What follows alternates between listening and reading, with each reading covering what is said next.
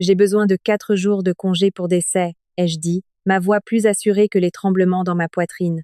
Vivienne, des ressources humaines, a levé les yeux vers moi par-dessus son écran d'ordinateur. Le climatiseur vrombissait trop fort dans le silence qui a suivi. Ce n'est pas possible pour le moment. Vous savez que nous sommes en pleine intégration Norland. Elle a ajusté ses lunettes, ses yeux retournant déjà vers son moniteur. Vous pouvez prendre 2 jours maximum. L'équipe a besoin de vous ici. Mon père est mort hier. Les mots sonnaient bizarrement dans ma bouche. Encore irréel. L'enterrement est en Bretagne. 2 jours, ce n'est même pas assez de temps pour faire l'aller-retour. Je comprends que ce soit difficile, mais nous sommes à un tournant critique. Son ton suggérait qu'elle ne comprenait absolument rien. Pourriez-vous y assister virtuellement? Beaucoup de familles le font maintenant. Je l'ai fixé, attendant un signe d'humanité. Comme rien ne venait, j'ai dit, je dois y être en personne. Il m'a élevée seule après la mort de ma mère. Je suis sa seule famille. Vivienne a soupiré, de ce soupir réservé aux enfants capricieux. Écoutez, ce n'est pas moi qui fixe les règles. Nous manquons de personnel et votre rôle est essentiel en ce moment. Vous allez devoir choisir entre le travail et la famille. C'est la réalité, c'est tout. Quelque chose s'est cristallisé en moi à ce moment-là. 3 ans à résoudre chaque urgence technique, à reconstruire des systèmes que personne d'autre ne comprenait, à documenter des processus que moi seule pouvais naviguer, tout cela réduit à ça. Je vois, ai-je dit calmement. C'était hier. Mon nom est Sarah. J'ai 32 ans et, jusqu'à ce matin, j'étais spécialiste en intégration de systèmes dans une société de fintech à la Défense qui gère plus de 40 millions d'euros d'actifs clients. Mon travail consistait à résoudre des problèmes que personne d'autre ne pouvait gérer, connecter des systèmes disparates, créer de la documentation et mettre en place des flux de travail qui permettaient à tout de fonctionner. Avant d'aller plus loin, pourriez-vous prendre quelques secondes pour me dire en commentaire d'où vous me regardez? Je veux savoir jusqu'où cette histoire voyage, et si quelqu'un a déjà traité votre deuil comme un simple inconvénient, cliquez sur le bouton « J'aime ». Nous avons besoin de savoir que nous ne sommes pas seuls dans ces moments-là.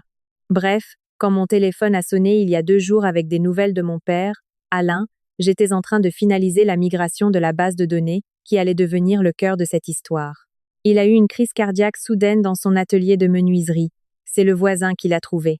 Le temps que je reçoive l'appel, il était déjà parti. Papa m'avait élevée seule depuis mes 8 ans, quand maman est morte d'un cancer. Il a enseigné les SVT au lycée pendant 30 ans, a coaché mon club d'éloquence et a appris à tresser les cheveux avec des tutoriels YouTube pour que je ne me sente pas différente des autres filles. Quand j'ai eu mon premier ordinateur, il s'est assis à côté de moi pendant des heures alors que je lui montrais tout ce que j'apprenais, faisant semblant de comprendre, même quand je savais qu'il était perdu. « Tu as un esprit comme un catalogue », me disait-il. « Tu te souviens de tout. Cette qualité m'a rendu indispensable au travail. » Je me souvenais de chaque préférence client, de chaque caprice du système, de chaque solution de contournement nécessaire quand les logiciels coûteux tombaient inévitablement en panne. Pendant 3 ans, j'avais été la mémoire de l'entreprise. Ça avait commencé innocemment, en créant de la documentation parce que personne d'autre ne voulait le faire.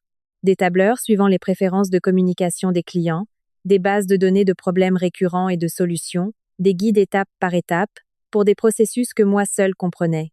Mon patron Adrien appelait ça le cerveau de Sarah, le disque partagé où je stockais tout. Pourquoi payer pour des systèmes de gestion des connaissances onéreux quand nous avons Sarah? Plaisantait-il en réunion. Sauf que ce n'était pas vraiment une blague. Ils ont refusé mes demandes de logiciels de documentation appropriés à 2 reprises. Alors, j'ai construit mes propres systèmes, mes propres archives, pas dans un but sinistre. Je voulais sincèrement résoudre les problèmes. Après le rejet de ma demande par Vivienne, je suis retournée à mon bureau dans le brouillard. Cameron, de la comptabilité, m'a demandé si ça allait. J'ai hoché la tête mécaniquement. Cette nuit-là, dans mon appartement, je fixais le plafond en pensant à papa, à la boîte en bois qu'il avait fabriquée pour mes trésors d'enfance et qui était toujours sur mon étagère, au fait que personne du travail ne serait à son enterrement parce que j'y mentionnais à peine ma vie personnelle, au fait qu'il ne pouvait pas m'accorder 4 jours pour dire au revoir à la personne qui comptait le plus. À 2 heures du matin, j'ai ouvert mon ordinateur portable. Je n'avais pas prévu ce qui allait se passer ensuite. Pas vraiment. Mais en me connectant à distance au système de l'entreprise, ce que je faisais lors des urgences, des week-ends ou des vacances, une clarté m'a envahi. Pendant 3 ans, j'avais créé l'archive la plus complète imaginable. Historique de communication client, connexion API non documentée, processus manuel qui faisait circuler des millions, tableur protégée par mot de passe, avec des notes sur les préférences des cadres. J'avais été la solution à leur refus d'investir dans de vrais systèmes. Mes doigts bougeaient rapidement sur le clavier. J'ai commencé à tout télécharger. Pas les données de l'entreprise ou les informations clients, mais ma documentation, mes guides, mes notes, les cartes que j'avais créées de leur système défaillant. À l'aube, j'avais extrait 3 ans de connaissances institutionnelles. J'ai tout crypté et je l'ai transféré sur mon stockage cloud personnel. Puis, j'ai tout supprimé systématiquement des disques de l'entreprise, ne laissant que les fichiers de base que n'importe qui s'attendrait à trouver. Mon email de démission était simple, à effet immédiat. Toutes les connaissances institutionnelles que j'ai compilées sur 3 ans ont été déplacées pour assurer la continuité pendant ma transition personnelle. Je n'ai rien inclus d'autre, aucune explication, aucun préavis, rien sur mon père. Il n'avait pas mérité ce contexte. Puis j'ai fermé mon ordinateur, fait un sac et pris le premier vol pour la Bretagne. J'ai éteint mon téléphone pendant le vol. Quand j'ai atterri et que je l'ai rallumé, il y avait 17 appels manqués.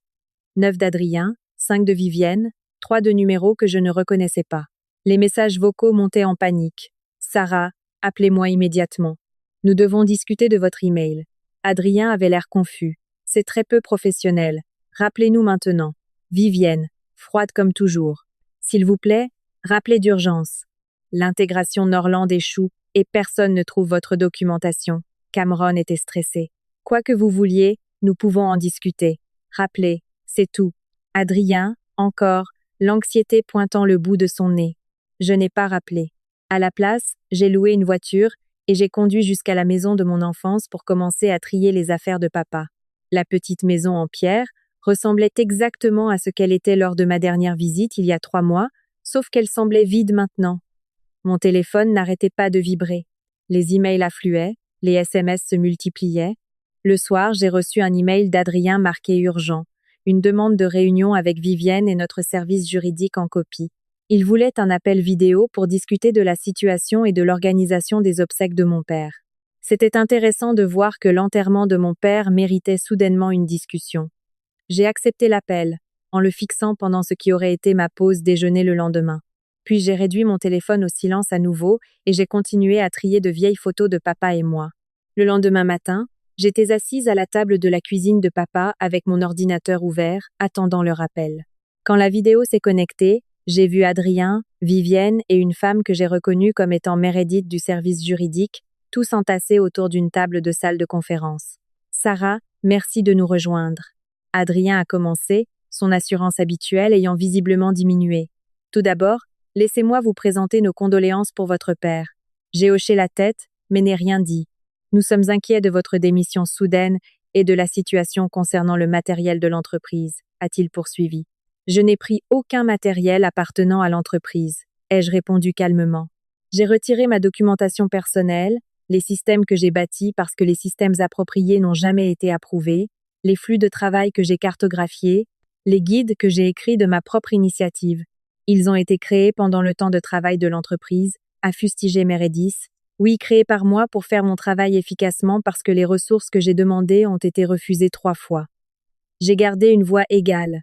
Rien de ce que j'ai retiré ne contient de données clients ou d'informations propriétaires, juste les manuels d'instruction que j'ai rédigés. Vivienne s'est penchée en avant. L'intégration Norland s'effondre.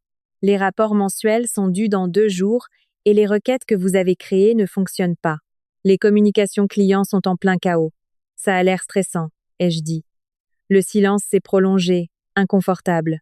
Sarah, a fini par dire Adrien, nous sommes prêts à discuter de vos 4 jours de congé pour décès.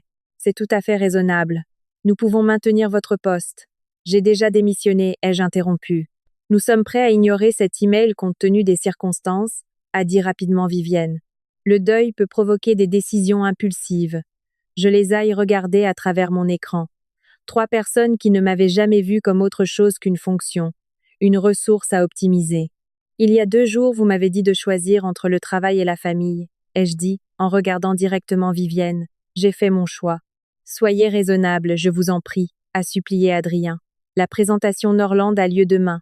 Nous ne pouvons pas accéder à la moitié des systèmes sans votre documentation. C'est regrettable, ai-je répondu. Qu'est-ce que vous voulez? A demandé Vivienne sans détour. Une augmentation?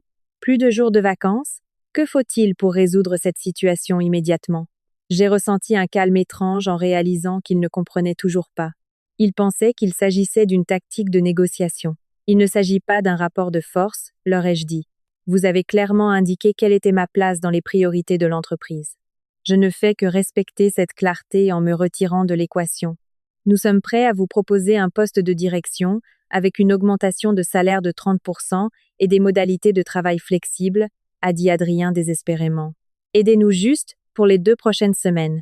J'ai baissé les yeux vers la table où se trouvait une pile de cartes de condoléances envoyées par d'anciens élèves et collègues de papa.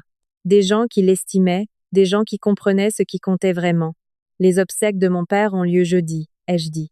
Je serai occupée jusqu'à lundi prochain pour régler sa succession. Après cela, j'accepterai d'intervenir en tant que consultante à 300 € de l'heure, avec un engagement minimum de 20 heures par semaine pour assurer le transfert de mes connaissances.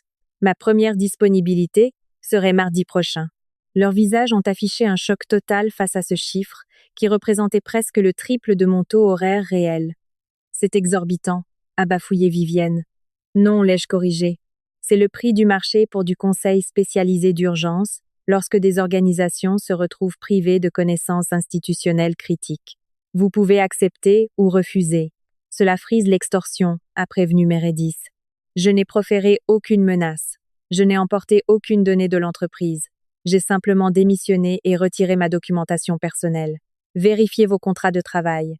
Aucune clause n'oblige les employés à laisser derrière eux des notes personnelles ou des systèmes qu'ils ont créés pour compenser le manque de ressources. Je les ai regardés échanger des regards, sachant que Meredith avait déjà vérifié ce point, sinon elle ne serait pas en train de négocier. 10 heures, a-t-elle proposé. 10 heures à votre tarif de consultante pour nous aider à passer la présentation Norland. Engagement de 20 heures minimum, payable d'avance, ai-je répété. Je ne suis pas d'humeur à négocier. À vous de décider si ce savoir vaut ce prix.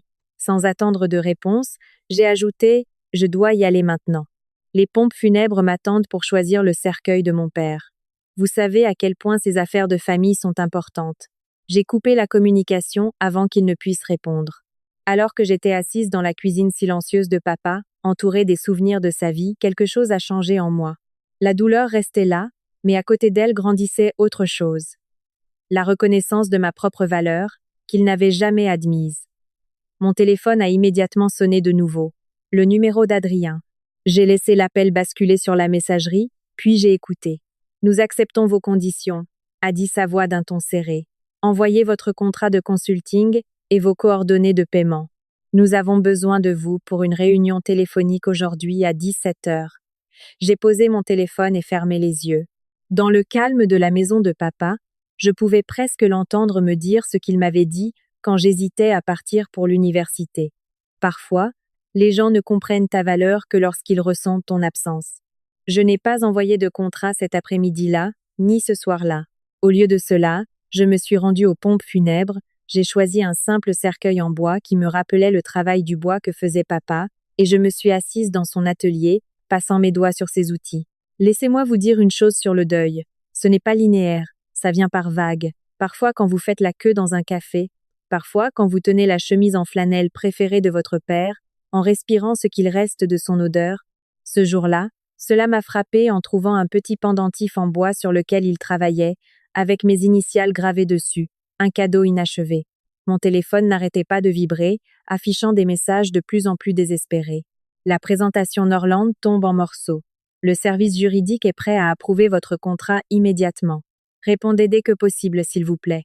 Je les ai tous mis en sourdine et j'ai continué à trier les affaires de papa. L'enterrement n'était que dans 2 jours. J'avais du temps.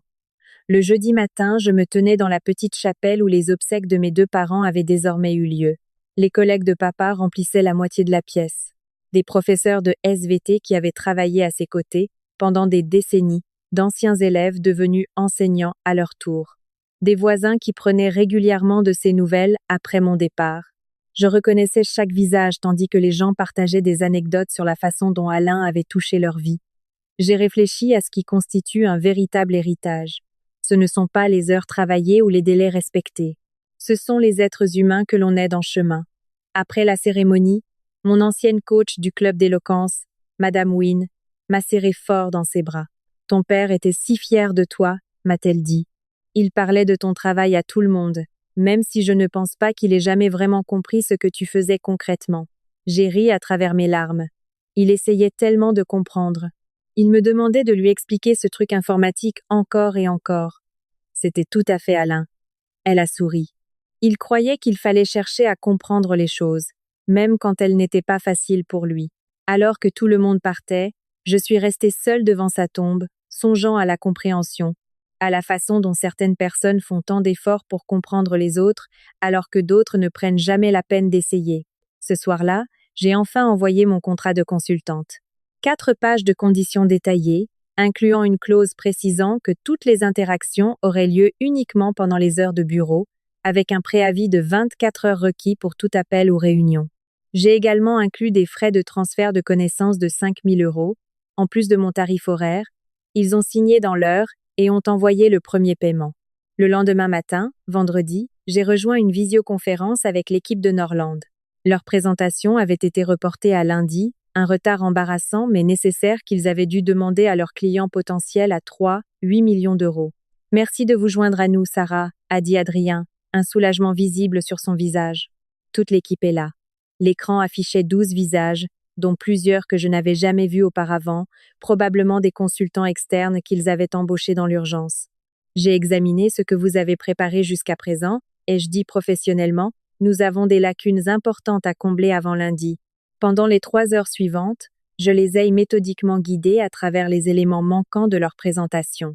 J'ai identifié les connexions de bases de données rompues, expliqué quelles tables devaient être jointes pour générer les rapports corrects et créer un guide simplifié pour l'équipe technique temporaire. Adrien essayait sans cesse de me bousculer. Pouvons-nous passer directement à la section du portail client? C'est le plus urgent. Tout est lié, ai-je répondu calmement. Si vous ne comprenez pas la structure de la base de données, les fonctions du portail n'auront aucun sens. Je suis méticuleuse parce que c'est pour cela que vous me payez. À la fin de l'appel, ils avaient de quoi bricoler une présentation fonctionnelle. Ce n'était pas leur meilleur travail, mais c'était suffisant pour éviter un désastre complet. Nous aurons besoin de vous en attente lundi pendant la présentation réelle, a déclaré Vivienne. Ce n'est pas dans notre accord, ai-je répliqué. Lundi, je rencontrerai le notaire de mon père pour m'occuper de sa succession. Je peux vous accorder 2 heures mardi matin. Mais si quelque chose tourne mal pendant la présentation, a commencé Adrien. Alors vous gérez cela avec les informations que je vous ai fournies, ai-je terminé pour lui. C'est ce que les frais de transfert de connaissances couvraient. Le week-end s'est déroulé tranquillement alors que je continuais à trier la maison de papa. Chaque tiroir contenait des souvenirs, des cartes d'anniversaire que je lui avais fabriquées, des revues scientifiques avec ses notes dans les marges, des fiches de recettes écrites de la main de ma mère qu'il avait gardées toutes ces années. Lundi, pendant qu'ils faisaient leur présentation, j'ai rencontré le notaire de mon père. La maison était payée. Il y avait une modeste police d'assurance vie. Sa pension s'arrêterait, mais il avait laissé assez pour que je puisse prendre le temps de réfléchir à la suite. Il était toujours très prudent avec l'argent, a noté le notaire. Il voulait s'assurer que vous seriez à l'abri, contrairement à certaines personnes, ai-je pensé. Mardi matin, je me suis connectée pour mon dernier appel de consulting avec l'entreprise. Leurs visages m'ont dit tout ce que j'avais besoin de savoir avant même que quiconque ne parle. La présentation a été difficile, a admis Adrien. Nous nous en sommes sortis, mais il y a eu des problèmes importants avec la partie démonstration. Avez-vous obtenu le contrat? Ai-je demandé directement. Norland a des réserves, a dit Vivienne d'un ton sec. Ils nous donnent 2 semaines pour régler les problèmes de fonctionnalité avant de prendre leur décision. J'ai hoché la tête. Cela semble raisonnable. De quoi avez-vous besoin spécifiquement aujourd'hui? Pendant les 2 heures suivantes, j'ai répondu à leurs questions avec un détachement professionnel. J'ai créé de la documentation supplémentaire, expliqué les connexions du système et fourni des étapes claires à suivre pour leur nouvelle équipe. Alors que notre rendez-vous touchait à sa fin, Adrien s'est raclé la gorge. Sarah, nous aimerions discuter de votre retour au sein de l'entreprise. J'ai haussé un sourcil. Mon retour? Oui, a-t-il continué. Nous sommes prêts à vous proposer un poste de directrice des systèmes de connaissances. Cela inclurait une équipe de 3 personnes, une augmentation de salaire de 50%, des options de télétravail et un siège au comité de direction. J'ai remarqué le sourire crispé de Vivienne. Ce n'était pas son idée. C'est un sacré changement par rapport au refus de mes 4 jours de congé pour décès, ai-je observé. Vivienne a remué. mal à l'aise. Nous avons reconnu qu'il y a eu des failles institutionnelles dans la manière dont nous avons traité votre demande. Ce qui est fascinant, ai-je dit en m'approchant de ma caméra, c'est qu'il ait fallu une menace financière pour que cette reconnaissance survienne. Pas la décence humaine, pas la loyauté envers l'entreprise, pas mes 3 années passées à résoudre chaque problème qu'on me confiait, juste le risque de perdre de l'argent. Ce n'est pas tout à fait juste, a protesté faiblement Adrien. Ah bon? J'ai regardé chaque visage sur mon écran. Pendant 3 ans, j'ai réclamé de vrais systèmes de gestion des connaissances. Refusé. J'ai demandé du personnel supplémentaire pour documenter nos processus. Refusé. J'ai créé des solutions de contournement de ma propre initiative, et au lieu de reconnaître qu'il s'agissait d'un problème systémique, vous avez appelé cela le cerveau de Sarah, et vous avez considéré le problème comme réglé. Personne n'a parlé. Voici ce que j'ai appris en regardant mon père tisser des liens avec ses élèves pendant 30 ans, ai-je poursuivi. Les gens restent là où ils sont valorisés, pas seulement là où ils sont payés. Ils s'impliquent dans des communautés qui les voient comme des humains, pas comme des fonctions. J'ai pris une inspiration. J'apprécie l'offre, mais je vais refuser. Notre accord de consultance prend fin aujourd'hui, comme prévu par le contrat. S'il vous plaît, reconsidérez votre décision, a dit Adrien précipitamment. Nous pouvons négocier toutes les conditions que vous voulez. Ce n'est pas une question de conditions, ai-je expliqué. C'est une question de valeur fondamentale.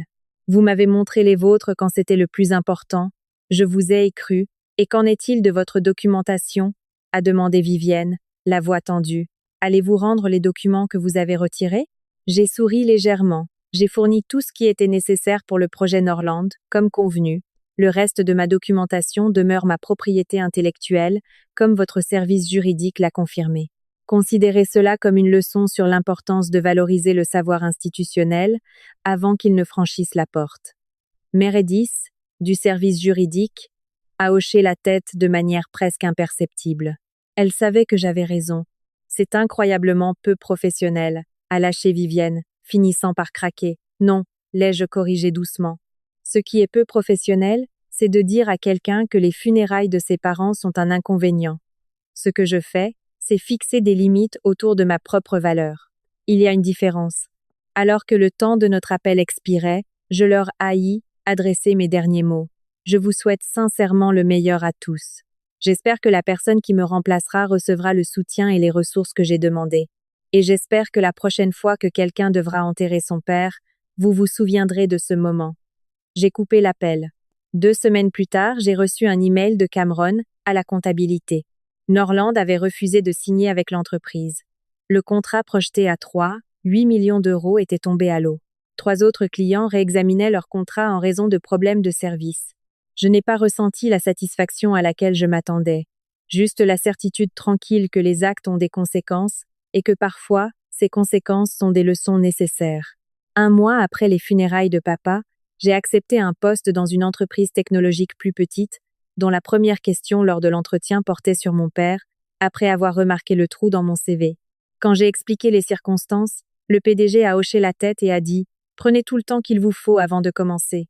Ici, la famille passe avant tout, toujours. » J'ai appris plus tard que Vivienne avait été réaffectée à un rôle sans responsabilité d'encadrement. L'entreprise avait engagé un consultant en gestion des connaissances et mis en place de nombreux systèmes que j'avais réclamés des années auparavant. Trop tard pour moi, mais être pas pour ceux qui restaient.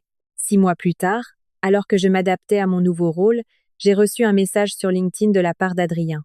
Je vous dois des excuses, non seulement pour la façon dont les choses se sont terminées, mais aussi pour avoir considéré vos contributions comme acquises depuis le début. Vous aviez raison. Nous n'avons pas valorisé l'humain, seulement la fonction. J'essaye de changer cela dans mon nouveau département. L'entreprise a perdu 4 clients majeurs après votre départ. Ils s'en remettent encore. Je pense souvent à votre père, curieusement. Un homme que je n'ai jamais rencontré, mais qui a élevé quelqu'un avec une telle clarté d'esprit. Il devait être remarquable. Je suis restée un long moment devant ce message avant de répondre. Il l'était. Merci de le reconnaître. Je vous souhaite bonne continuation, Adrien. Ce soir-là, j'ai posé sur mon bureau le pendentif en bois que mon père fabriquait, celui avec mes initiales. J'avais fini de le poncer moi-même, en appliquant la même finition à l'huile qu'il aurait utilisée. Ce n'était pas parfait, mais c'était fini. Parfois, la chose la plus puissante que l'on puisse faire n'est pas un plan de vengeance élaboré. Parfois, il s'agit simplement de quitter les environnements qui ne vous estiment pas, de partir avec votre propre valeur sous le bras et de laisser les conséquences se produire naturellement.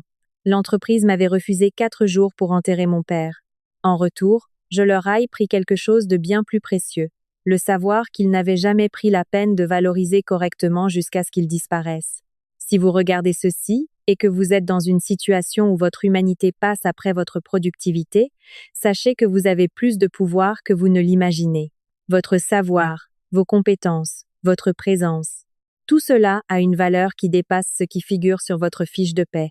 Ne laissez jamais personne vous convaincre du contraire. Si cette histoire vous a parlé, n'hésitez pas à cliquer sur le bouton « J'aime » et à vous abonner. Partagez-la avec quelqu'un qui a besoin qu'on lui rappelle sa valeur. Et si vous avez déjà dû vous défendre comme je l'ai fait, laissez un commentaire ci-dessous. Je veux aussi entendre votre histoire, car au bout du compte, c'est ce qui compte le plus. Pas le travail que nous produisons, mais les histoires que nous partageons, les limites que nous défendons et les valeurs que nous portons quand c'est le plus important.